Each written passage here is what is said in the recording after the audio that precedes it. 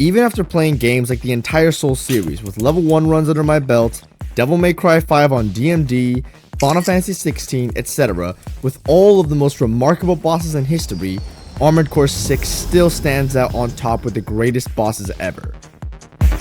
Universally loved bosses like Slave Knight Gale, Swordsman Ishin, and Virgil, who are perfect in nearly every single facet, are still outshined by AC6's top 5, comfortably might I add. Even after I made the deepest 3-hour Elden Ring boss breakdown with 1500 hours on the game because the bosses were so damn good, I have to honestly express the same sentiment.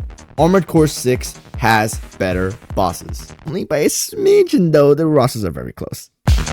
So I'm gonna give a giant mechanical breakdown on all of the main bosses in Armored Core 6 and explain why an early game boss like BALTEUS, who's barely top 5 in the game, beats 99% of other video game bosses.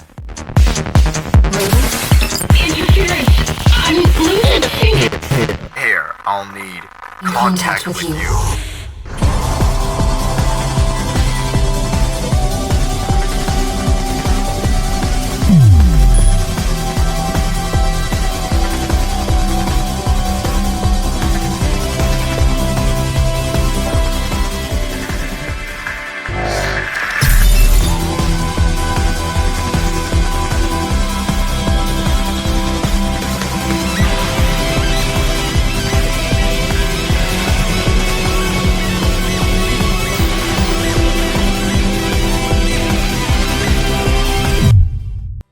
I'm going to be strictly running base mech with 0 heals to prove mastery over these bosses, since this game can be easily blasted through if you curate your build for it. It's up for you. I've died for this multiple times. This shit's hard.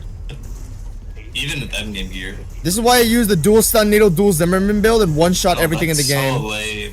What is this? It's getting downlocked. What do you mean, what is this? This is the Cataphract! I've never seen. Like, this is so cheesy. This isn't cheese, bro. It's balance. Base mech in Armored Core 6 is not just low damage and low health like an Elden Ring level 1 run. It's Elden Ring level 1, except that your movement is 2 times slower, all actions take 2 times more stamina, and your rolls have half the distance. This roll distance is pretty brutal, considering that you have 0 iframes in the entire game. What? Yes, you heard me right, this game has 0 iframes. This way, every attack forces a positioning requirement by being out of the way, a timing requirement by dodging out of the way, or both at once being commonly tested, with the first example being the tutorial boss, the helicopter. Now, I'm sure most don't really like this guy, however, I think he's an appropriate learning tool for this stage in the game. This fella teaches you positioning around the boss, as if you stand in front of him, you get popped in smoke with bullets and missiles, so your best bet is to get under the quote-unquote nose of the helicopter, which allows you to position at a spot where most of his attacks can't hit you. To smartly and continuously test your movement, the boss will shift around the arena to stop you from hugging it all the time. I say smartly because this will force the players to learn Lesson 1 of AC6. Push, don't perfect. Elden Ring has mostly these big, chunky attacks that are clear to avoid for the most part. In AC6, the first boss goes boom, bitch, and dumps the whole clip out on your ass. Trying to dodge each hit is literally impossible, as these rapidly spraying projectiles that every entity in the game, I call fodder attacks, has, as they're meant to catch you if you're standing still or have bad positioning. You should always be moving in an AC6 encounter. This game is not meant for you to avoid every single hit like your Geno Machino, and the entire game, from the helicopter to the final bosses, enforce this. In my helicopter attempts here, I run through the small little bullets to advance my position, to lead to a better situation, leading to a better punish. It's fine if you take a little bit of damage, because most of these fodder attacks do minuscule amounts. This should always be what you're trying to do. Constantly push up and advance your position to get to a point where the boss has a harder time to hit you than you hitting it. Walter also assisting you is a neat little touch. Ooh, dialogue in a FromSoft boss fight, that can never happen. This boss isn't a complete pushover either. Despite beating the game front to back, I still died to the helicopter since I couldn't heal and did have to think about my approach. Without a doubt, if you aren't careful with your step, you absolutely can get blown up before you know it. Overall, I think the helicopter's a solid low B. The worst part of the fight is that he can fly out of the arena. The entire point of the boss fight is to position under him. If he flies out the arena, what the fuck you want me to do, game? Overall, aside from that, I think he teaches a basic skill that will be used countless times throughout the game. Another thing that's also used countless times is NPCs. The first notable one being the student pilot. I would be telling you about how he works, but fuck that. I'm showing you my best footage not to bore you with an explanation on why I won't be including most NPCs, and by extension, every boss. Hope this will be enough to substantiate that slight case of TikTok attention span you might have. Anyways, I won't be including literally every boss because, 1, nobody cares about Little ZE. 2, even if I literally included all bosses that nobody cared about in this video, my overall opinion wouldn't really change. And 3, I consider most of those mini-bosses. My line for what a main boss is and what yours is are entirely subjective. Maybe my minimum standard level for a boss is lower or higher than your mid-level. Mid-level is also what I think of our next boss, the Strider. This thing is barely a boss, but I'm gonna count it anyway because it's technically got a boss HP bar and there's nothing else like it in the game. You start by popping its leg as you fly through the level and blow up enemies and generators before finishing off the Death Star laser beam.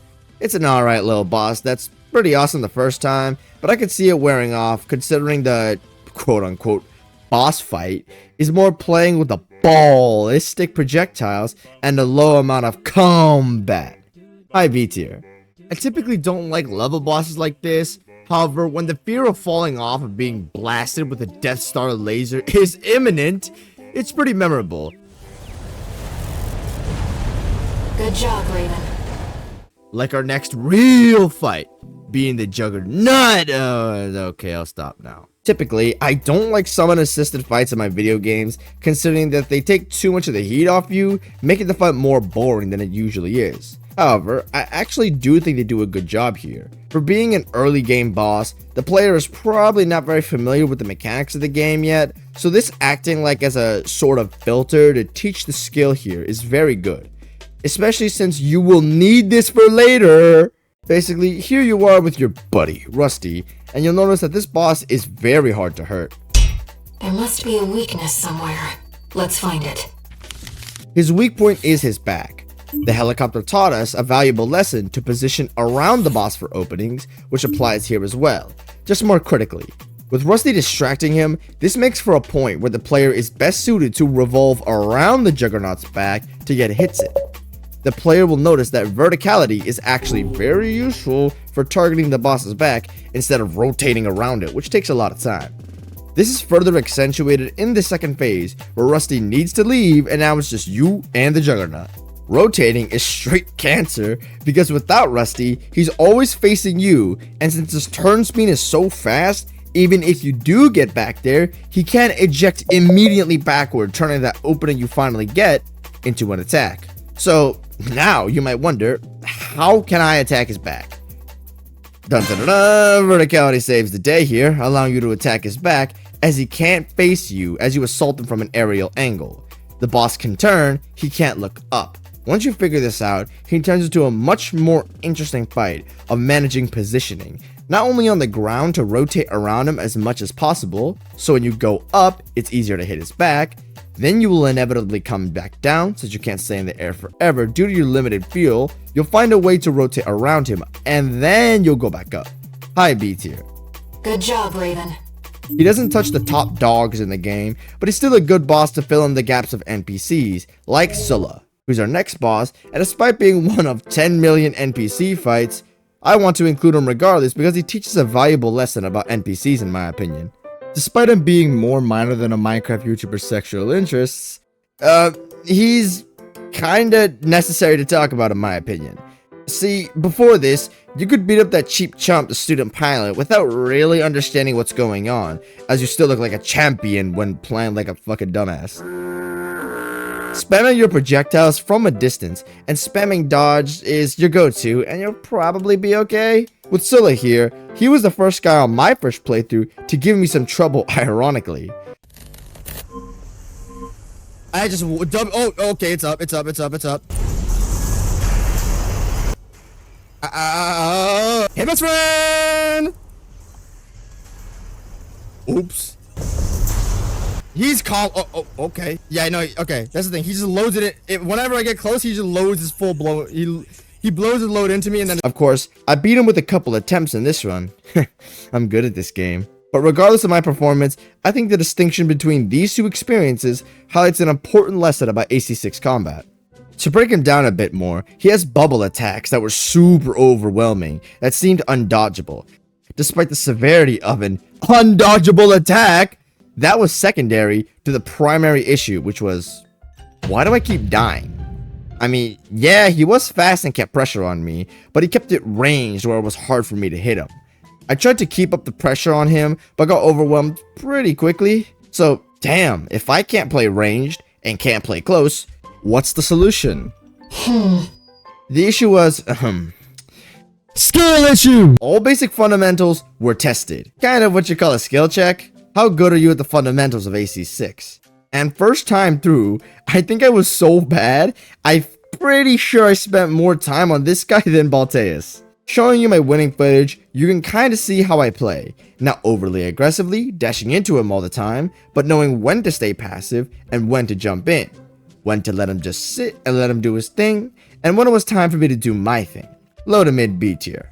Throughout this run, I had a newfound appreciation for AC6 NPC fights, as many of them are quality, unlike Sulla's NPC fights, and work as growing hurdles for skill checks, rather than previous From Software games who, instead of giving you a gradual mechanical increase in difficulty from boss to boss, they go from jumping over hurdles for babies, and then at the next boss they say, here motherfucker, scale the Grand Canyon. Mechanically he's not that strong, but for the placement of him, with some interesting drops of story, it does elevate him to a decent tier. Particularly that line about telling you to stay away from that watch point. No.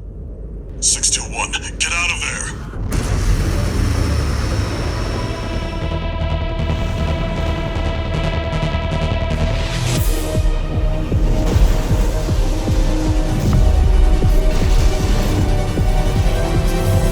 It's an autonomous PCA craft, BALTEUS. Now, I can fight by your side. Morning, fucker. Can anybody watching this video tell me the right way to dodge this attack? You have a luxurious 2 seconds. 1, 2. I'm sorry, Raven. Oh my god. Here, you get the first touch of absolute greatness. BALTEUS isn't just another machine in your way like every boss so far.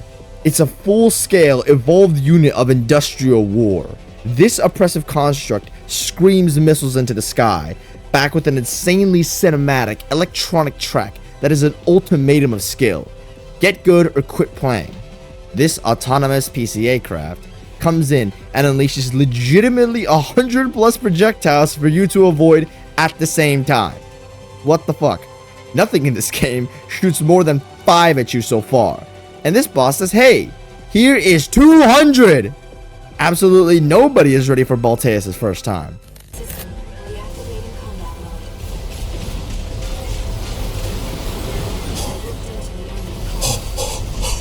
It's an autonomous machine. What the fuck? It's up! It's all over! What in the fuck is that? It's an autonomous PCA craft, BALTEUS. Yeah, thanks. Could you say that another time? Can you stop using that?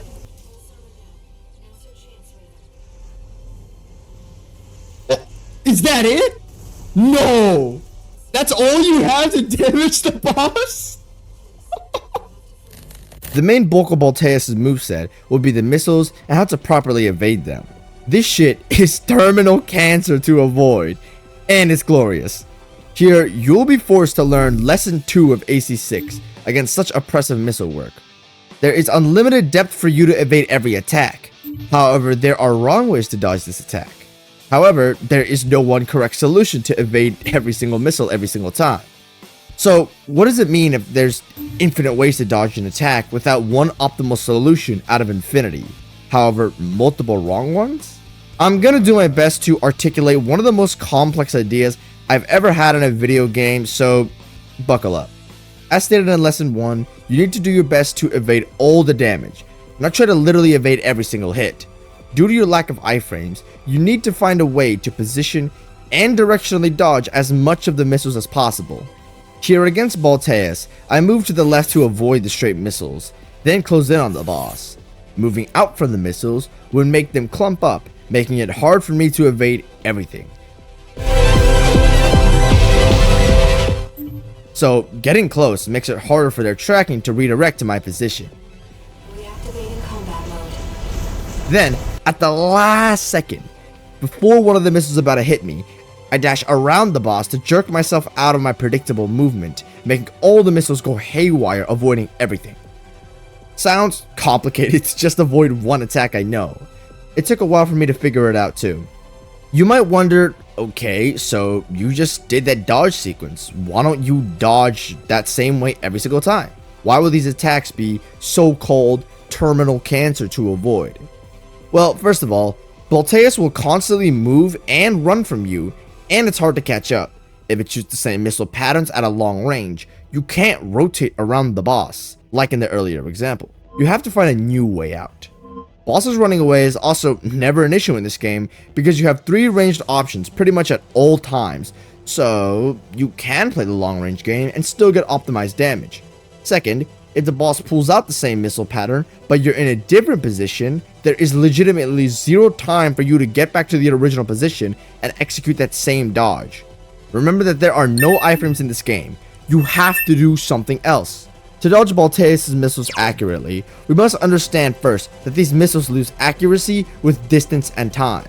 Here, he does a similar missile attack, however I noticed that he does have a backside that he didn't shoot any missiles out of. This way, if I dodge to the blind spot where most of the missiles will take the longest amount of time to redirect, it'll lose accuracy in the process, since the missiles get less accurate with distance and time. This way, with such a weakened accuracy and such a predictable tracking pattern, I can evade the rest of this thing no hit by simply grinding right. Okay, well, why can't you just do that thing the next time this attack comes out? Well, sometimes I can't do that because he can shoot this attack beforehand, which counters moving left or right at all. The missiles shooting left and right at the same time makes it easiest for me to move up because, oh shit, okay, you can't move to his back. Here's a mix-up, fucker. Here, since the missiles are flying outward, it'll cost a lot of their tracking for them to all turn 180 degrees to shoot me. Knowing this, I stand still and don't even touch my controller, allowing myself to drop down under all of the missiles before dashing right for good measure, to evade all 200 of these missiles no hit. Do you get it? There is no correct way. You make the correct way. In this exact same attack with 2 waves of missiles, instead of going in, I could have just dashed backward, then used the long time and distance to make the missiles lose accuracy. Go hard right to dodge all the missiles coming from the left. Now that all the missiles from the second flurry are chasing my position to the right, now, because I know that the second wave is locked into my position on the right, I will then immediately dodge the other direction as it fucks up the entire flurry. Then I dodge right again to scrape my way out of 200 more missiles, no hit. And this is just one example of AC6's infinite depth. Hey, I'm drifting right. Oh shit, the boss just uses the attack that shoots missiles and right. How am I supposed to evade these missiles when, as stated earlier, this attack is much more likely to track and hit you if you're moving left or right? There's not enough time for me in this position to go up and not get scraped. Well, am I just fucked? Completely wrong. The thing is, in AC6, when you glide on the ground and move right, you move much faster than in the air. Knowing this information, that I have the speed advantage here, so even though I'm fighting the uphill battle with the tracking to the right, I use the maximum of my momentum to get out and, oh shit, close range minigun fire, now I'm taking damage. I dash out right and immediately evade it, mitigating pretty much most of it. There is usually always something that you can do to get yourself out of a situation even if you're fucked. This way, I'm playing an action man's game in quick execution, which is unlike anything I've ever seen. It's truly wonderful stuff. Sometimes the correct answer is to charge and fly face first into an artillery of missiles like a badass. Pulse armor down. Now's your chance, Raven. I might be making these missiles look very easy. However, even for me, it is very, very easy to get clipped by these. Every time BALTEUS uses a missile attack, you must analyze your position, BALTEUS' position, and immediately formulate an instant counter and execute it to the best of your ability. You are not really learning how to dodge the missiles. You are learning every single variable of tracking, positioning, distance, timing, and physics, and trying to intake as many variables as possible to try to dodge the insane missile fire and execute an instant solution to the best of your ability. And that's the thrill of this attack. This is not just a knowledge test like a Bale nuke, or an execution test like a waterfowl dance. It's a fusion of both, and every other variable I just mentioned I call a cognition test. In addition to this, you never know entirely if it's going to work out or not, making for one of the most brilliant and exhilarating attacks ever made. Oh yeah, by the way, there are 4 attacks in the same game that are better. I didn't believe that at first too, but we'll get there. On better builds, you don't need to learn the boss this well, as you can just shrug off a lot of the missiles. But on base mech? Base mech with 0 heals? I gotta learn this boss to a T. Aside from the missiles being the main bulk of the moveset, BALTEUS also has a bunch of fodder attacks, filling in between the gaps to make it so that there's more variance to the fight. There's single larger missile shots that are more about timing than positioning, machine gun fire, and quick shotgun blast that pushes you away from close range play, or forces you out of the way with positioning since they're not reactable up close. If that wasn't enough to solidify this boss as S tier in phase 1. Oh, what? I said phase 1? Raven, get clear.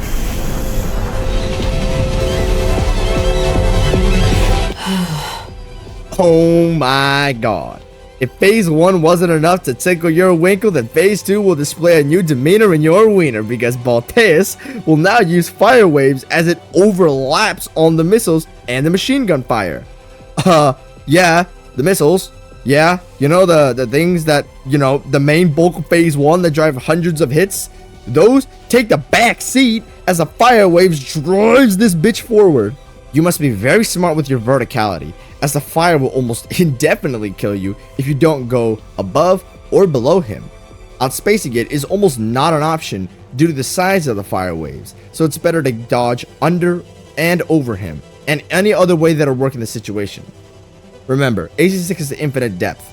You are never trapped, you just need to find a different way out. Oh yeah, and of course, the fire waves have tons of variants that you need instant responses to, similarly to the missiles. BALTEUS overlaps missiles with another one of the best attacks ever. He has a fire explosion that forces you to immediately go up, gap closers that are better to go above, flamethrowers that are best to outposition, etc., forcing very different demands in static positioning. However, that stacked with the insane variance of the missiles makes for one of the most random, exhilarating, and electrifying boss fights I've ever experienced in my life, dude. I can't accurately describe how awesome these fire waves are overlapping with everything is.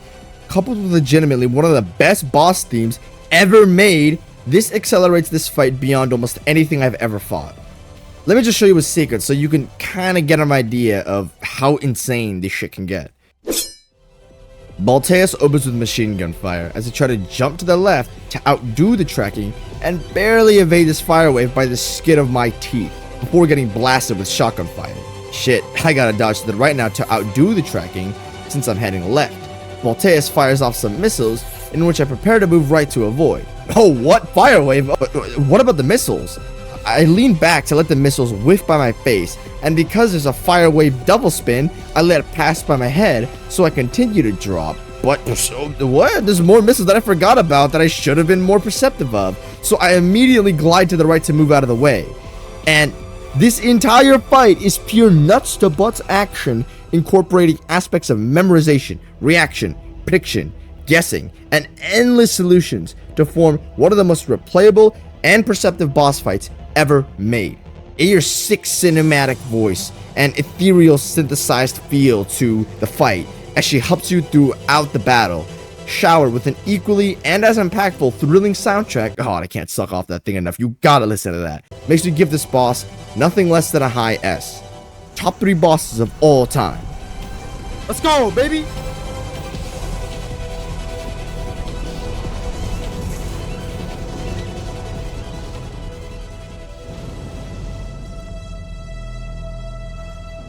Enemy systems down.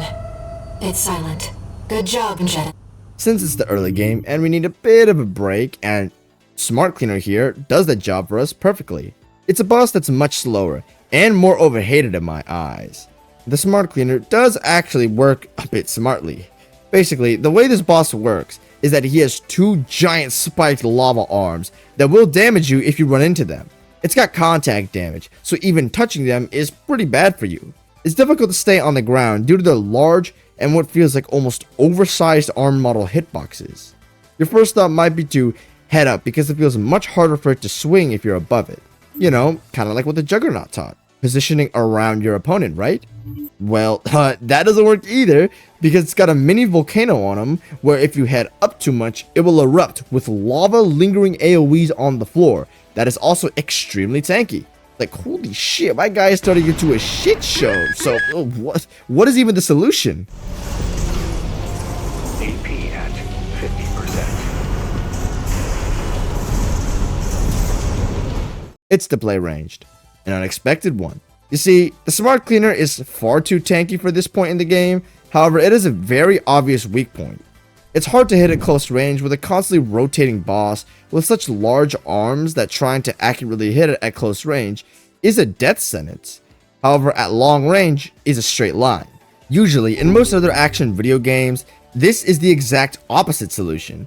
But since the combat of AC6 is very active and strong both at long range and close range, the boss is such a clear line of fire that I think it's pretty easy to figure out. Good knowledge of spacing isn't just getting away from the boss, but also knowing how to create that distance even in tight situations and maintain that spacing over time. High beats here. A creatively interesting test of positioning. However, he could use some more verticality, which is why I'm glad the Sea Spider exists. And thankfully, he's another hitter. Thank fuck he is, because he comes right after one of the worst missions in the game. This sound makes hair stand up on my skin.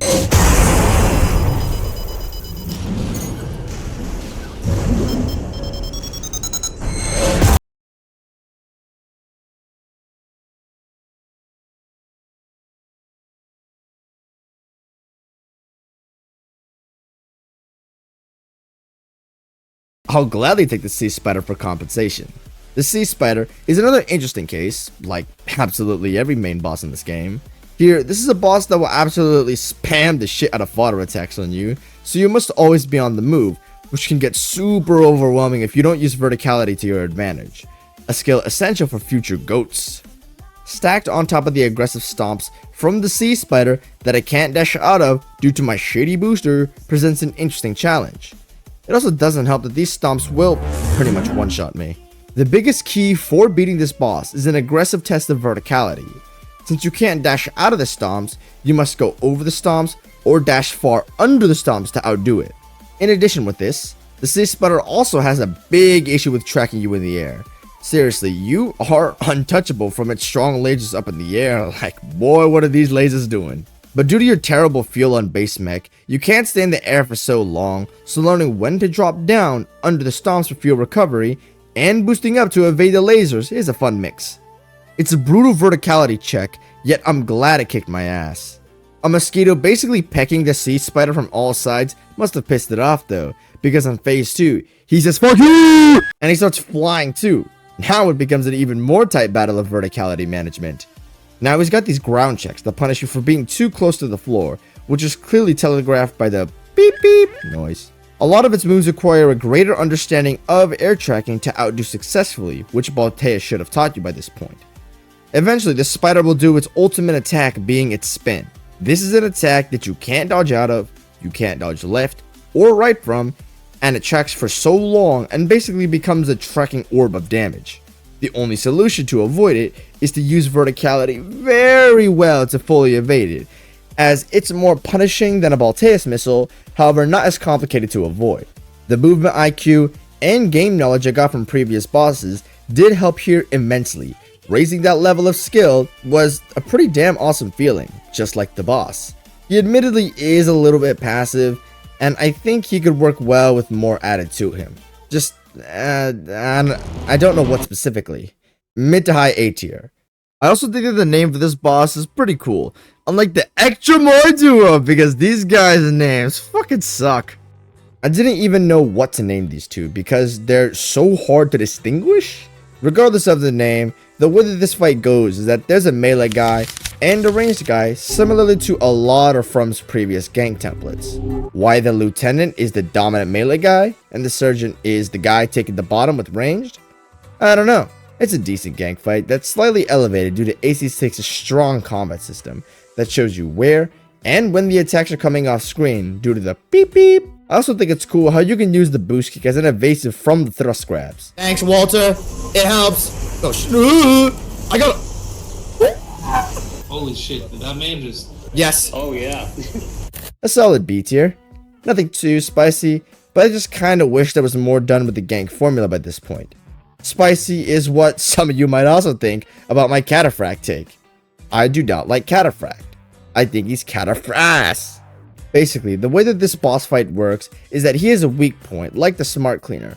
However, this mofo turns. The logic for this fight is where it has long attack phases, then long DPS phases, similarly to like a Gwendolyn, rather than a dynamic back and forth. I don't really have a problem with this style of fight. However, to compensate for the fragile weak point, they made it very hard to hit it. Like, he just does not stop turning. You are not faster than him on base mech. Oh yeah, and BALTEUS is a baby compared to this guy in projectiles, bro. Make this guy the liberator of Rubicon. You can't even hit this dude. I'm sorry, Jet. You'll have to rely on your experience. Of course, I'm not being serious when I say that he never stops turning. He actually does have points where you can get openings off, and he does stop moving for a little bit. But I think the ridiculous amount of firepower you need to evade to get to these points, I don't really find fun, since I think it's overwhelming and a bit drawn out. While I don't think this boss is poorly designed, I do think he is unfun. I will understand if others had him at A tier, but I'm putting him in D tier.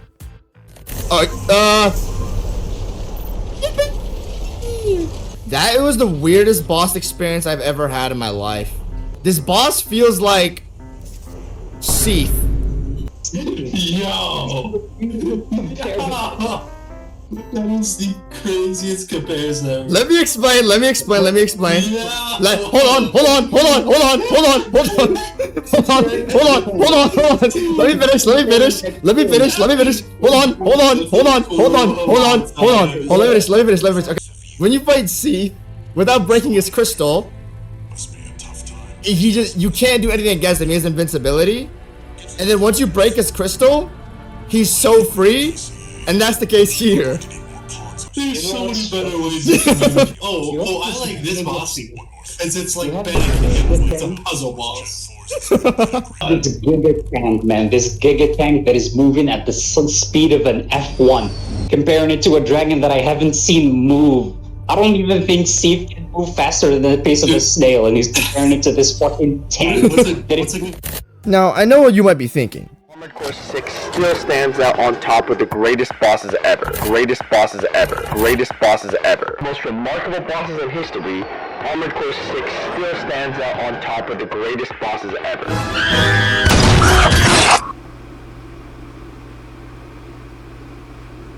This guy's a liar. Or maybe that's not what you're thinking. Either way, looking at my overall boss tier list, it's probably hard to imagine that this roster so far is the greatest of all time, aside from one big standout.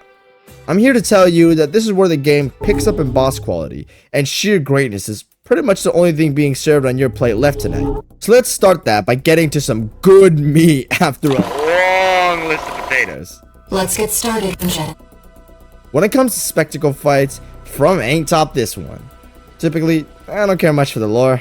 I'm a gameplay guy. I want to fight shit. Fuck that nerdy combat log. But here, I gotta make an exception. All of our main characters want Coral, the main energy source for the game. And the thing stopping all of us from doing that is a giant coral-infused animal-machine hybrid we call the Ice Worm. Here, every single main cast member teams up to fight him as you spearhead the plan with a special Storm Ruler type weapon called the Stun Needle.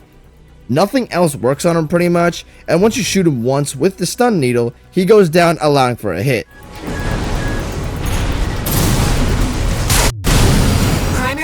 disabled. I won't miss. Secondary shield down. Now's your chance, Raven.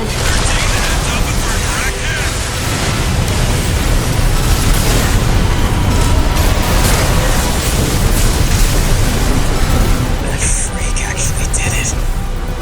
Did what? The bare minimum. This is just the first hurdle. Unlike every other big fight that FromSoft has done, nothing even comes close to a 10th of the Iceworm scale. Dude, look at this! He's double the length of Limgrave! That's some shit that wipe out Caelid, bro! Call this bad boy Nagasaki, cause that ain't the first time something nuke better hit Caelid. The way that every character has interactive dialogue with what you do across the fight, with conflicting, insulting, complimentary, and funny dialogue, all adds up for a very memorable experience.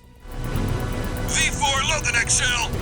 One step ahead of you, Commander. Finally, someone with their head skirt on straight. Ever thought about switching sides? Sure is an honor to be praised by the Red Guns hell on 4 legs. But I'll pass. Primary shield disabled. Fall back, 621.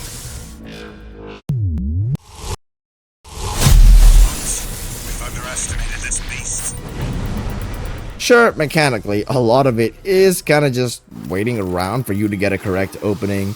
But when you see this giant behemoth roll around with so much going on at once, it feels like you're tackling a unit far beyond what you're capable of.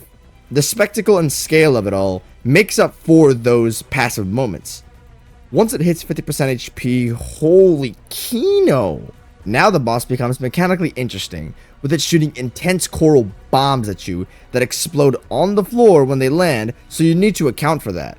Waves of coral under the sand that force verticality, all along with an intense electronic layering track mixed with the exploding and industrial production, really all mixes together to do wonders for this encounter.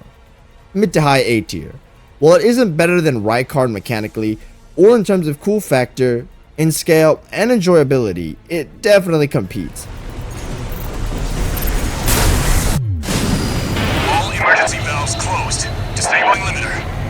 100. 110.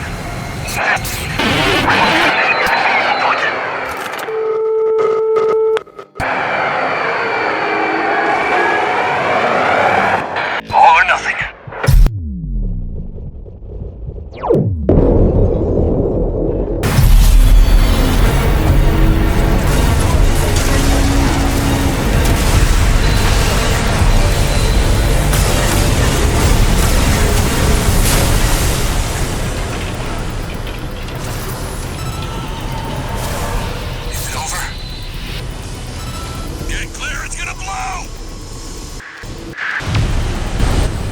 And I think it's overhated by few, which applies more generally to our next boss, Nepenthes, and I don't get why people dislike this boss.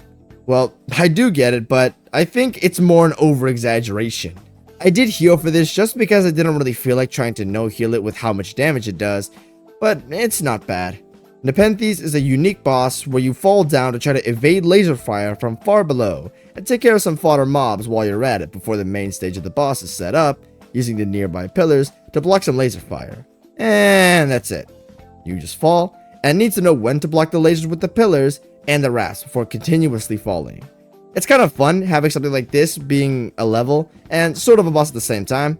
It's like a good bed of chaos. What can I say? I don't really hate it. Maybe the unique gimmick of just falling so far reminds me of the Dread Keep, which is one of my favorite areas in Dark Souls 3.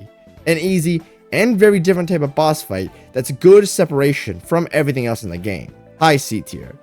I guess I can't change everybody's mind. If she hates it, you can't try and force her. Speaking of enforcer, I hate it.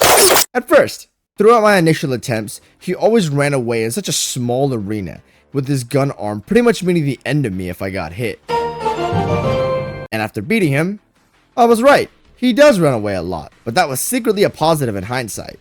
Let me tell you what I mean. Throughout my annoyed attempts, just good gameplay wasn't enough, and it didn't seem to work out for me. Considering that I was on base mech, my gun and missiles did such insignificant damage that my only hope was to use the pulse blade for damage that I kept missing. Eventually, I noticed that every time he used his gun blade, it left him very open. The boss constantly moving and running behind a shield while blowing bubbles like a 3-year-old, loaded with tons of auto attacks, is an active contrast to the stagnant and high commitment he has on his gunblade attacks. He stands very still and will always leave himself open for a melee swing. Even the single lasers, while not large enough openings for my melee swings, were still enough to where my missiles did decent damage. This way, the boss becomes much more about strategy rather than gameplay. Of course, if you're that dog, you can outposition and dodge every single attack. Yes, you can big dick him like that. But for me, I'm not that guy. Strategy seems to be far more efficient at learning the guy. When the boss runs around, I will also run around, trying not to push him. But when he opens himself up, that is when I go in for my big licks. Coupled with some knowledge on outpositioning his bubbles, and my naturally aggressive playstyle, left for a fun game of learning when to lean back, learning passivity, and when to drive my shots into him. Aggression. Phase 2 turns up the heat, as Enforcer's gunblade gets turned into a bomb as it has shockwaves that force verticality on top of the playstyle discussed earlier, with the boss now being far more aggressive in the process. This naturally leads to a higher risk fight, where getting one shot is a much more likely possibility, but a much higher reward considering he leaves himself open for a lot more openings. And, on my winning attempts, I flew up preemptively to go above his shockwaves before we engaged in a pretty awesome Dragon Ball Z air combo where we didn't do with that range shit, man to man, cling to clang, stall to stall, urinal to urinal, sword fighting boys bathroom style. What? Hi A tier. So close to greatness, yet not on the verge of something like an IBIS.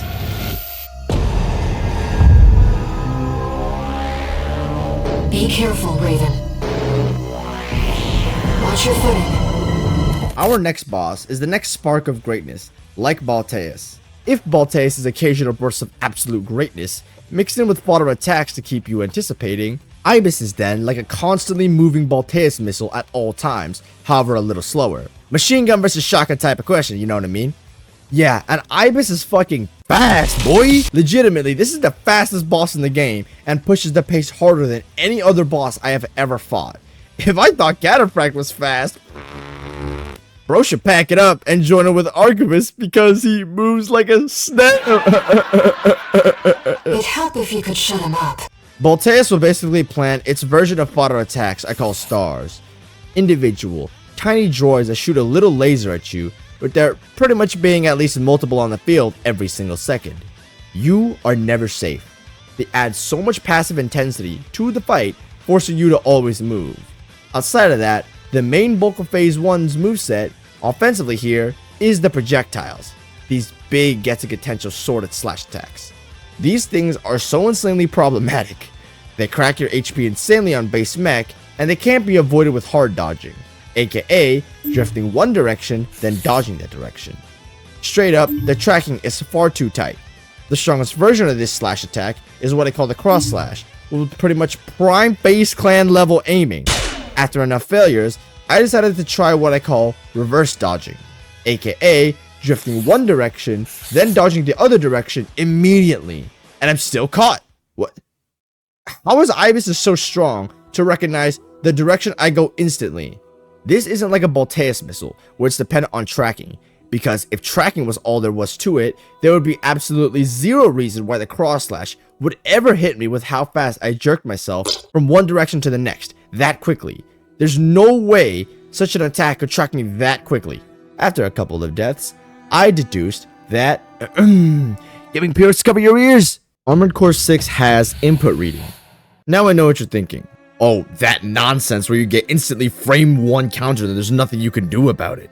Well, first, the input reading is not that insane. You can just out-dodge it with good enough timing. Just that it's super hard and very situational. Outside of that, AC6 has a multitude of options for you to deal with that, and it can actually make this thing kind of fun. Hold on, let me elaborate. First, reverse dodging does work. It's just heavily dependent on the timing and distance. Yes, the boss will input read you, but not nearly fast enough to keep up with such large rotations. Verticality can also combat this very well, as input reading tracking is far more strict when moving left or right, However, it breaks super easily when you're going far under or far over a boss. You can also use the input reading trick against everything in the game by baiting your actions. Lesson 3 of AC6: Learning how to deal with input reading. In this clip, against the Raven NPC, the instant I pop a melee pulse blade, he follows up with an assault armor to push me off. Why would he ever pop assault armor from this distance? It makes no sense, he would never connect. Since this is beyond human reaction time, this has to be input reading with how fast it comes out. This is a predictable pattern seen across many of AC6's NPCs, and due to his predictability, now that I know that he's gonna do this, I can pop assault armor and win back the trade. You can also feint and cancel many of your inputs to where you can just bait the boss into doing what you like. So technically speaking, this is completely fair.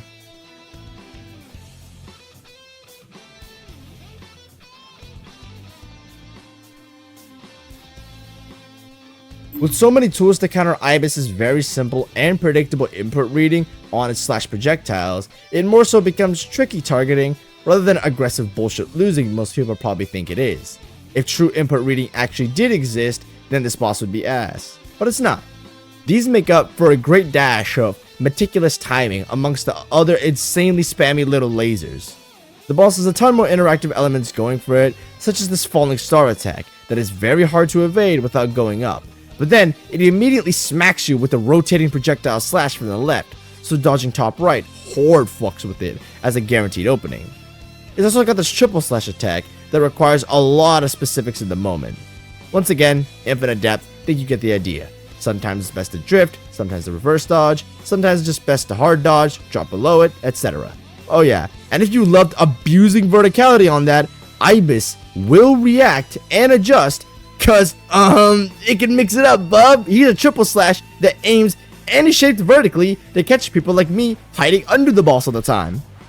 Against IBIS, due to the fast pace and such an overload of variables on the screen, you cannot outpace IBIS. So, you typically have two options.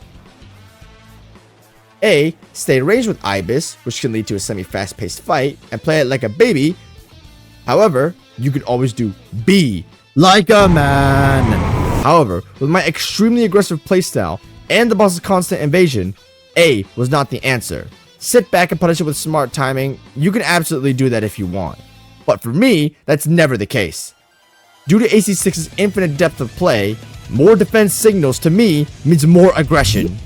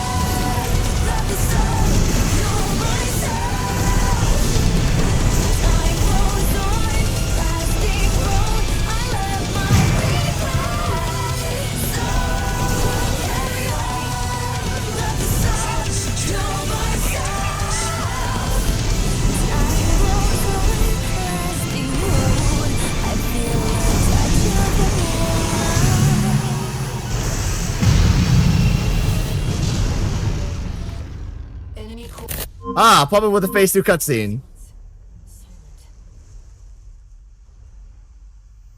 Do it. I knew you had a phase 2, bitch! I knew you had a phase 2! I knew you had a phase 2. There's no way it could be that easy. Oh! Yo! Hold on. Ah, shit. Narrowly evaded it. Whoa! Oh boy, if you thought phase 1 was fast, if you thought that shit was fast, you ain't never seen phase 2. Focused laser fire incoming. Look how many lasers there are, dude! If phase 1 wasn't already an S tier phase, for the flow, for the perfect dash of input reading spice, forcing me to play meticulously with the easy spammy lasers for a great mix, and the fastest paced boss ever, this elevates them to new heights. To help convey some clarity on the awesomeness of this fight, I want to bring you an example from Elden Ring. Margit, the first real boss in Elden Ring, has an attack I call a positioning check, where an attack is literally unreactable and unavoidable if you are standing at a wrong position. It leaves a mark on the fight that tells you to always strafe him to avoid this unavoidable attack. It leaves a thrilling mark on the fight because you always know when it's predictably going to come out. However, the strict demands for the attack in the moment give you an oh shit spike of sudden fear. This is relevant because every other IBIS attack is a positioning check. On a normal build, you can react, but on base mech with such terrible movement, I have to be aware of multiple positioning checks at the exact same time. Oh yeah, and these are not static positioning checks where all you need to do is move out of the way. These are adaptive positioning checks. IBIS' main thing at phase 1 was lasers and projectiles. Now, like BALTEUS, that shit takes the back seat for sword beams. In phase 1, even on base mech, you could sit and glide and drift right to evade the lasers. Now, that isn't an option because here are 5 sword beams from Kingdom Fuck that will one-shot you. They cover so much distance, so you'll never get the chance to run away and look so cool, so you have to go up or downward preemptively at all times. I repeat, on base mech, you cannot evade this attack in time. You have to already preemptively be in the correct position.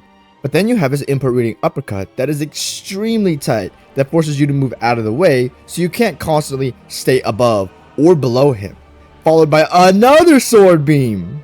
Unlike Margit, where you can always strafe him 100% of the time to mitigate the positioning check, IBIS throws out a hard to dodge attack after the positioning check to jumble up where your position is to try to bait you to get you into the second positioning check.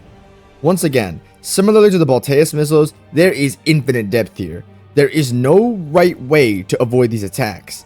You need to intake as many variables as you can and execute a correct position as quickly as possible, making for such a hectic and adrenaline pumped attack every time the boss does it. The thing is that there's also a point of no contact close to IBIS where the sword beams won't touch you. This adds a deeper layer of positioning, as you can ignore the positioning requirement of staying above or below the boss if you're close. However, due to this, it makes the uppercut harder to dodge as a trade-off, still making it hard to manage even up close. Okay, so why don't I just stay in front of the boss and just move down or up depending on what happens? Well, you can't stay in front of the boss because if you do that, here's a sword beam from heaven that will nuke your HP bar and is unavoidable damage due to its massive hitbox if you're already in front of it, so you have to be moving one direction, left or right. Oh yeah, and just in case you want to stay on the floor and hug IBIS to get away from the sword beams, here's a web of laser shots that will snare you in the middle. These attacks will shoot you off your screen, so you have to immediately go up and avoid this insane laser cage that's immediately spawned on top of you.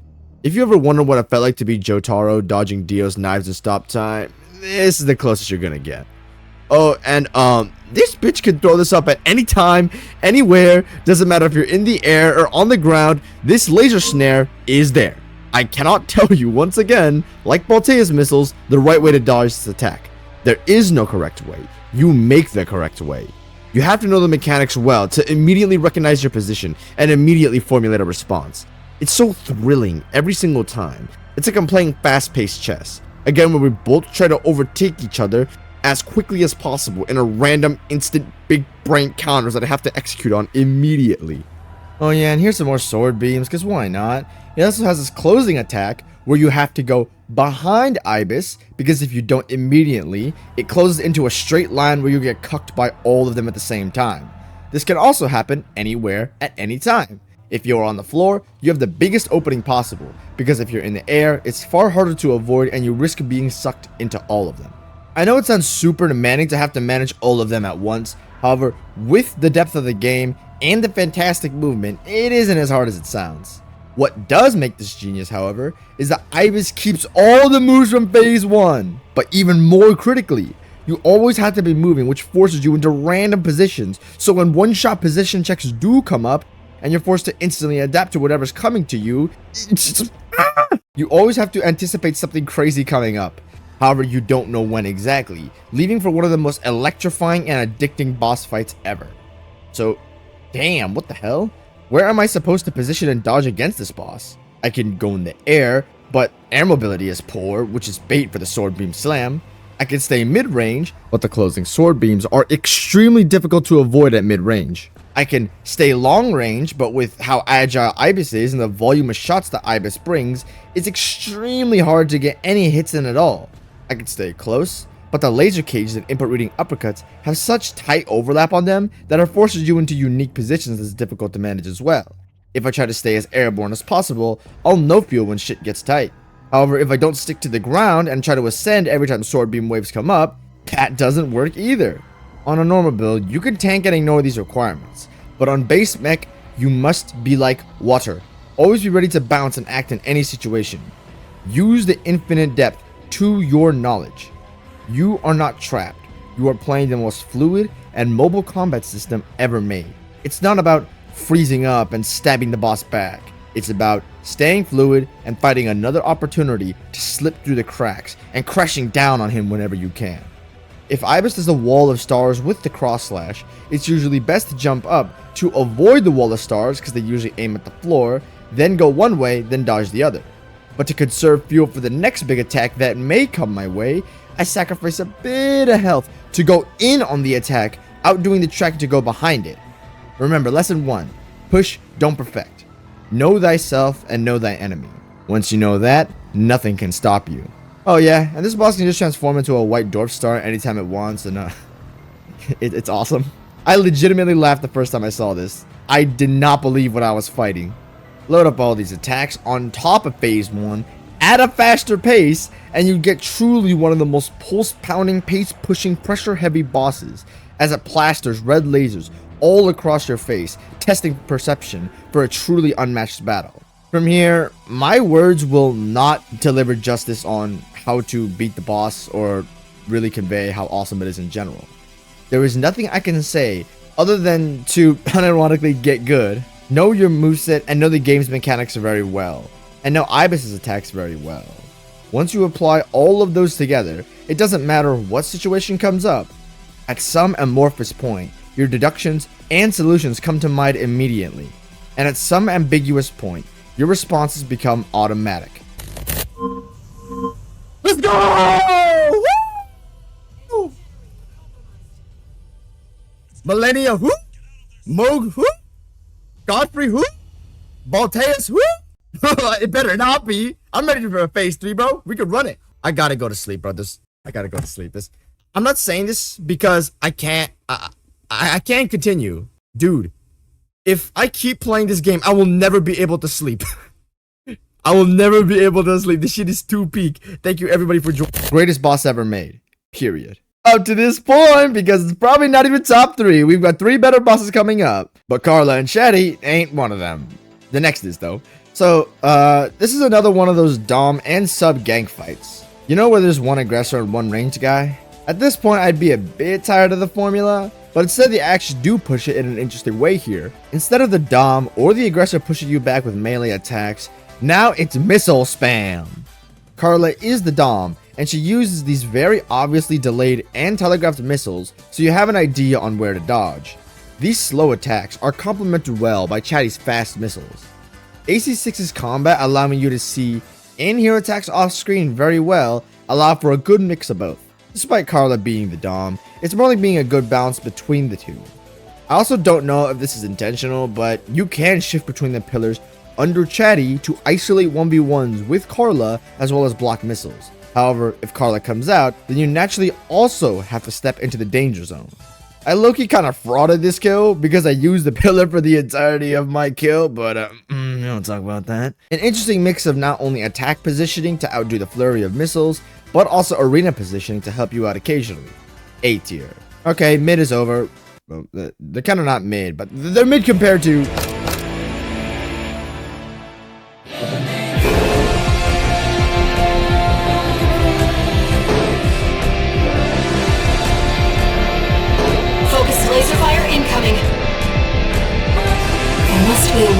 somewhere. Here, your buddy Snail gets an upgraded BALTEUS and goes ham on you, no lunchable. I first want to state that soundcheck wise, this might be the best in the entire game. Oh my gosh, Steel, Haze, Rusted Pride fits so unimaginably well with this guy. At first, I was a little bit disappointed in him for not being like the original BALTEUS, just spamming a bunch of missiles. Bro, this guy is a pussy compared to original BALTEUS. Send me some missiles, homie. But he's carved out his own identity, so I don't mind. If IBIS is the king of little spammy attacks with other ones that demand massive evasion, SNAILTEUS is the complete opposite. He's a slow-moving mech with barely any overlap, unlike IBIS. However, each attack is massive evasion. Each attack is worth 20. SNAILTEUS has these blue Kamehameha waves that do input read, so reverse dodging at very specific timings is mostly best for you. But sometimes reverse dodging doesn't work. Similarly with IBIS, you must be 100% aware of where you are and how you act and how the movement works. But even more so for this fight, because if you mess up against IBIS, it's a small bite of your HP bar. Against Snail, it's a half shot or a one shot. In the clip, reverse dodging gets to be caught even with literally frame perfect timing. Generally, with laser attacks like these, you should never hard dodge one direction for them. However, the thing is that since I'm on the floor, gliding gives me a movement boost. So whenever you're on the floor, always glide and hard dodge one way, right? Well, not really. Sometimes when you're on the floor, hard dodging left doesn't work. If I had hard dodge left in this clip, I would have been hit. So, damn. How do you assess when to hard dodge and when to reverse dodge? Once again, I can't reiterate this enough. You have to be aware of as many variables on the screen at once as possible. There are many cognition tests. Attacks not as stringent as a BALTEUS missile to dodge, however quicker and more punishing. Sometimes you can straight up ignore the attack because your positioning is so good. It's really all up to you. What are even more complex are what I call his purples. These things work similarly to his blues, however they linger. A lot of the same logic from the blues applies to the purples. While the lasers are one-shot bursts, so reverse dodging from them once works, the purples will hold on to your position, so you need to be careful about when and where you go. One of the more interesting positioning concepts I call air baiting works well here. It's where I go up and hold this position in the air. I know that Snail's tracking will catch me when I'm moving this slowly vertically. Snail gets used to my position, and then he immediately shoots a purple as I seemingly stand in such a predictable line of fire. Then I immediately dodge out upward into the air. I'm not reverse dodging, I'm letting him get used to my position, then I'm jabbing out. This only works in the air because on the floor, he will catch you with such a meager attempt at baiting his tracking. However, when you combine this with verticality, it adds another dimension to your moveset that is very, very hard to track. This first position is absolutely vital to set up, because trying to dodge the first hit can sometimes literally push you into the second purple that he can do, which will fuck you up. Yes, literally dodging the right direction for the first hit can trap you into the second hit. You must be very smart about how you approach this dual purple attack. Sometimes, reverse dodging back to back works to evade them. Normally, this would put you in the same position as running into the first lingering purple. However, because SNAILTEUS is shooting these two purples from far different positions, as I'm following him, these two will not overlap and I will be safe. To add on to the more insane positioning stuff, he has these positioning checks that he has a chance to do every time he runs up. These bubble waves are literally impossible to escape unless you are preemptively flying up, or preemptively dropping down to avoid them. Snail can also mix in a bunch of other attacks. While not nearly as punishing, they do still add to the fight meticulously. He has this bubble spray and these purple laser mini shots. The joy of Snail is that he mixes together all of them. He can mix up anything into anything, making for very interesting movement combinations. Here, he can use both the bubbles and the blue at the same time, which makes you try a little harder to avoid both. Here's some fodder bubbles to get you focused on that before firing off a meaningful purple that you have to dodge. Some of this positioning stuff is genuinely some of the most stringent, some of the most intense, yet some of the most exciting and fun stuff I've ever dealt in any video game ever. Like, the pace you have to move at, react, and with such strict demands make this absolutely ridiculous to fight. Just like, look at this, bro, look at this clip. Here, he used a mini positioning check. Okay, now you need to run under. There, he's got his shield back. Oh shit, he's charging a purple. Dual purple. Okay, cool. Oh, here's another purple. Oh, shit, double purple. Okay, I barely dodged that one. All right, here's a blue. Need a hard dodge for this one. Okay, reverse dodge for this one. Oh, okay, here's a purple, hard purple. Oh, wait, oh, what? Oh, he just hit me with a soft purple. Okay, there's half my HP gone. What's he gonna do next? Okay, here, I got the stagger. Cool. Boom, boom, boom. Get blown up, loser. Okay, here's the missiles. And then he's got, oh, wait for the, watch out for the major positioning check. Okay, you have to go up or down or else you're gonna get hit. Okay, here's mini purples. Oh, shit. Okay, gotta get out of the way. Okay, now he's moving again. Okay, he might do another. Do you get the point? While the flow of the fight isn't very tight and the pace is more on the slow side, it's the stuff that fills in between the big stuff during the pace that makes this boss spectacular. And oh boy, if none of that wasn't enough when it comes to stringent positioning, you haven't seen phase 2. Out of my sight, vermin. That traitor V4, those don'ts at command. And worst of all, you, the pest of Rubicon who stirred the cinders. Sicken me, all of you. Here is where SNAILTEUS turns into a grand-scale, evolved unit of futuristic war. This evolved oppressive construct wipes the skies with giant purple lasers, elevated with a gritty metal and industrial percussion fusion, spearheaded through with electronic drive and synth mechanical layering as the vocals of Rubicon fire through the muddied sounds of war. SNAILTEUS' laser is the greatest attack ever made. Seriously, nothing BALTEUS or IBIS has got shit on this. Well, excluding the other guys, but SNAILTEUS will come out with a 15-second rotating laser. You cannot outspace it as it has infinite range, it's too fast, you have to obey it, and it nukes your HP bar. Okay, so why don't you just outposition the laser? You know how like you can outposition Demon Prince's laser? Just get behind the laser so it doesn't hit you. Nope. The laser leaves lingering after trails, so staying anywhere in the laser's former flight path will kill you. The laser will also track your position, so you can't just vertically ascend above it. Okay, well, how about weaving above and below the big laser? This way, you would have to make big changes to get back to you. Nope, because this big laser will split into 2 smaller lasers that will track your position with their own after trails that you need to account for. And he just keeps going with such specific tracking every time that he uses the attack, so it's hard to make a counter every single time. If you manage to fully dodge the laser the first time, but dodge it a second time from a different position, even if it's slightly off, using the exact same method, you will fail the second time. Snail, going from a new position, changes where and how you dodge. Every direction you move in the middle of the dodge changes this attack's travel pattern, with so many variables adding into it where consistency is very hard to establish. Walls of pure laser trails exist to where entire sides of the arena are locked off with double tracking lasers. Like pretty much everything with Armored Core 6, there is no one right way to avoid the laser. Sometimes it's this and sometimes it's that. There is far too much depth and variance to the attack to accurately portray any real static way to avoid it, like with Elden Ring. Matter of fact, there's too much depth and variance for me to convey this fucking attack. Straight up, I know my thing on this channel is to break down complex bosses and attacks and present them in a pretty digestible way. However, this is the first time where I am legitimately 100% stumped.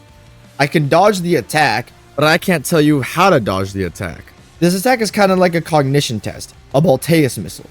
However, the demands are far more strict, and the creativity of the dodges far exceed the ones in that fight. Oh yeah, and this fucker has multiple variations of them. Multiple variations of these lasers. They have different startup animations, they have distinctly different responses, with different tracking patterns, with just as much depth, and he can whip this out whenever. High S tier. While I wouldn't put this boss above BALTEUS or IBIS in enjoyment, I think he probably is better than them in design. I also did heal twice. Look. Okay, I did say I would be breaking the rules of this run. But since this boss's lasers were too hard to dodge, I just said, nah bro, fuck, I gotta heal. Every attack in this boss fight feels like an action game version of a chess attack. The level of meticulous thought and positioning that goes into pretty much every single attack is insane. Sometimes Snail will fire such extraordinarily difficult positioning nightmare combos that make it seem like it's literally over for you. However, there's always another way to avoid it. Because of course there is, it's AC6. Another gem added to enforce the ridiculously cracked boss roster of this game. But we're not done yet with this ending. because there's still our final mission to do, that being one of 3 endings. Our handler, or mentor figure who's been helping us the entire game, is corrupted, as we need to fight him for the final battle at the top of the xylem in space.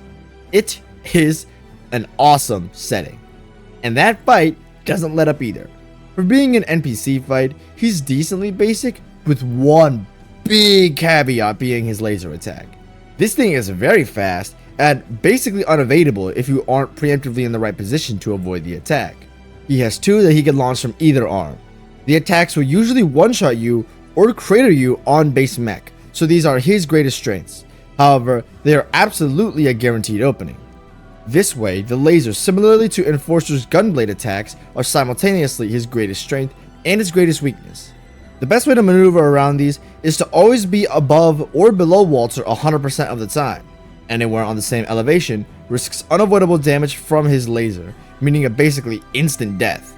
Not only that, but the dynamic feel of the laser is so buttery smooth, my boy. Walter going in for big lasers as you feel rewarded for preemptive punishes as you smoothly time your strong shots at him as he slips out to another position gives the fight a great flow, fighting over the laser. It feels like I'm boxing, sort of. Mechanically, the fight is at A tier, but I just gotta give points to the presentation of the fight. That odd, eerie soundtrack, mixed in with the confuzzled dialogue from Walter and the heartbreaking lines from AYRE as you literally feel the xylem crashing into Rubicon, the actively changing boss arena as you get deeper into the boss fight is a great addition, with that fantastic soundtrack banging through my eardrums that I can't reiterate enough. This boss earns a high A to low S tier for me. One little thing I want to talk about before I reach the final boss is the miracle of AC6 having a roster of entirely jankless bosses, as well as my overall thoughts on the game. I seriously have no clue how they did it. Regardless if it's a boss on the ground or a boss in the air, for some reason there's absolutely zero jank, zero glitches, and pixel perfect hitboxes.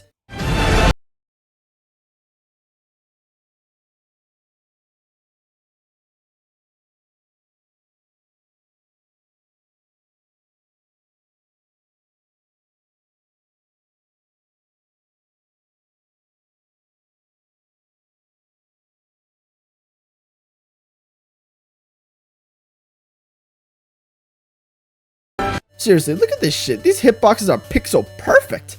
This is a hidden edge that gives AC6 bosses leverage over any other boss I fought. Unlike pretty much every other video game that I've ever played, I've never encountered a "wow, that was bullshit" or "wow, I died to something that wasn't my fault." This might seem like a minor change, but once you really go through like the bitch ass PCR light beam buffoonery or Moog's hellish Hitler hierarchy of hitboxes, it really helps to boost many of these bosses up. Since I want to leave my video with a climactic ending, I'm going to leave my conclusion about the game here. Armored Core 6 was a sleeper hit that I thought I didn't care about. Hearing about the trailers in 2023, I was like, who cares about this dated lame-ass mech game from 1886, broski? But a couple boss clips later, a mountain full of glazing from the people I knew, and people who told me that this game was better than Elden Ring, I finally bit into it. My entire mentality going into the game was, well, yeah, it's developed by From Software, and it can't be that good, right? Sure, it won't be bad, but are you sure? How wrong I was! For almost everything in the game, soundtracks, levels, bosses, characters, etc., it quickly took over with so many stellar moments throughout the game that I just couldn't pass it up. I fell in love with the game at the first sight of seeing BALTEUS, and it never stopped being spectacular since. Thanks to the phenomenal people on my Discord server, they helped to fill me in on so much essential information that I might have missed, or tips to help make my experience more enjoyable. Missions in levels like break the Carmen line, or eliminate Cinder Carla, intercept the red guns, etc. makes for some of my favorite video game missions, level stages, whatever you want to call it, of all time. Some of this game, visually, is absolutely wonderful as well, coupled along with some of the best bosses, favorite characters, combat, etc. that I've ever seen, and makes for one of my favorite games of all time. While I wouldn't say this game is better than Elden Ring, it is at the very least on the same level, and by extension, its boss roster. It is higher consistent highs, however, has much worse offenders that I hate about the game. AC6 has absolutely nothing in it below C tier, and mid or forgettable is the worst that it gets, because the rest of the game is always enjoyable.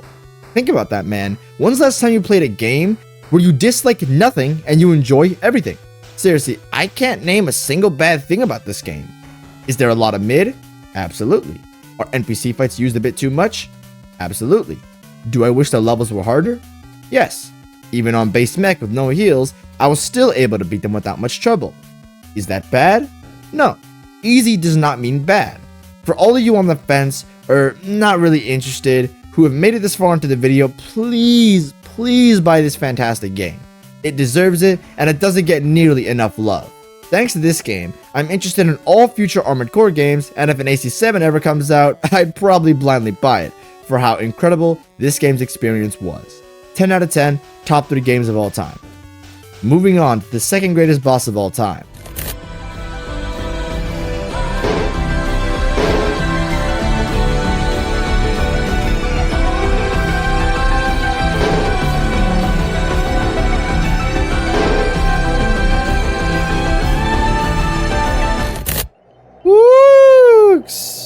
Yeah, so AYRE is the result of what happened to the story if you side against Carla. Breaking down the Carmen line and pushing up into space to face off against your most loyal aide throughout the entire story is heartbreaking. AYRE is my favorite From Software character. From the moment you guys meet in the watch point, she saves your life. And from moment to moment, chapter to chapter, ending to ending, AYRE provides endless value. But today, you'll have to kill her. AYRE is a Melina that was fully realized. A character who supported you. A character with nuance who wasn't afraid to stand by you or kill you. A character with humor. Registration number RB23. Call sign Raven. Your records have been updated. Sorry, Raven. It's just me. This is what every From Software maiden should aspire to be. And with that, AYRE blows all of them out of the water combined. AYRE for the first 25% of her HP will be very slow compared to the rest of the fight. She'll push a decent pace here. Aside from the fodder with the lasers and the passive coral blasts, her main thing for phase 1 are these melee strikes. These attacks are extraordinarily rigid in how you dodge them. Using aerials to your advantage is very difficult due to her tracking being so tight, so dodging into her arm is a key strategy here. However, like with everything in AC6, sometimes that is not an option, and dodging with the swings is the only option you have due to the position you start off at and the angle she swings at you with. Reverse dodging doesn't work if you are lined up with the arm that she's swinging it with. Holding this pace allows you to get very used to her basic melee swings. I'd almost say that this first phase, for the first 25% of her HP, lasts a little too long, but even after beating the boss, I struggle with it at times, so it's always solid enough. Even outside of this, if you don't master the fundamentals in phase 1, there is no way you're going to survive what comes in phase 2, so I think it's justified. At 75% HP, she enters phase 1.5. Here, AYRE's foot steps on the gas as her AC speeds the hell up, and is one thing that 99% of other AC6 bosses lack: mix-ups. Now AYRE can follow those melee attacks up with laser extensions and mix-ups and all this other stuff, adding a lot more variance to the fight, forcing verticality. She can immediately speed blitz you in a motion I call the blink, with an aerial projectile that is one of my favorite attacks in the game. While it is pretty simple to dodge it by just drifting left and moving left or vice versa for the right, it's just so cool, dude. It might not seem like much, but it feels so anime. Like my opponent is speed blitzing me and moving faster than I can see. Well, because she is, and at the last second, I dodge out of the way, leading for such a smooth feeling every time. In what's probably the coolest grab ever designed, she can backflip into a jet and drive you up the stratosphere in a mini cutscene. Hey, my name is Jet. These are all some of my favorite characters ever for a reason, hashtag no bias. Why wouldn't this be the best grab ever? She's literally me. Also now, this is the point where AYRE just starts to push IBIS phase 1 speeds, where she would just never stand still. In phase 1, she can be a bit stationary when firing her lasers, but here, nah, she just keeps hitting you with those coral blinks. They feel so awesome to see and deal with every single time. It's like me and the opponent are battling in an anime. AYRE flash stepping faster than I can literally react, with red streaks to indicate her speed. However, the player always being able to react just before she pops out, with mix-ups and laser spam, etc., makes for a low S tier phase 1. Followed up by, well, the second best phase ever.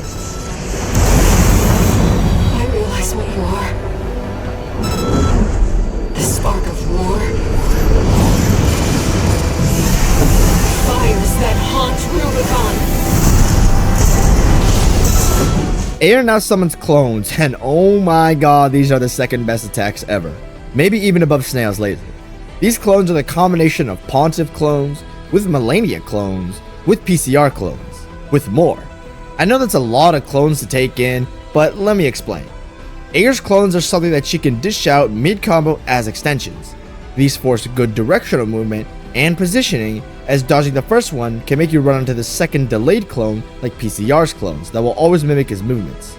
Then she has these set clone pieces, where it's like Melania's clone attack, where the clones will always statically appear in one position or another, leading for a predictable punish.